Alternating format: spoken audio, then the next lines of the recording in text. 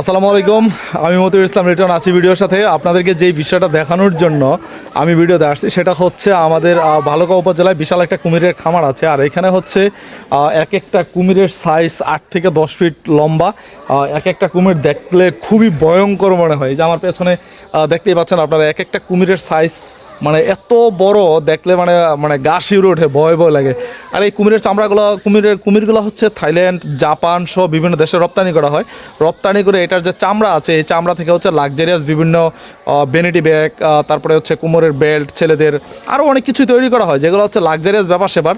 এক একটা বেল্ট 25, 30, 50, 1 লাখ, 1.5 লাখ, 2 লাখ পর্যন্ত বাংলাদেশি টাকা, আরও বেশিও হয়, বিভিন্ন দামের হয়ে থাকে। যেগুলো হচ্ছে ভাই, এটা আমাদের মধ্যবিত্তের জন্য এটা মানে বিলাসিতা ছাড়া কিছু না। এটা হচ্ছে বড়লুকি ব্যাপার সেপার। এই কুমিরের চামড়াগুলো দিয়ে হচ্ছে এই লাক্সারিয়াস ব্যাগ থেকে শুরু করে লাক্সারিয়াস জিনিস তৈরি করা হয়। এখানে আমার পেছনে আপনারা দেখতেই পাচ্ছেন বিশাল সাইজের এক একটা কুমির। এইগুলার এক একটার ওজন যদি বলি প্রায় 1/2 টনের মতো হয়ে যাবে বা 1 টন হয়ে যাবে।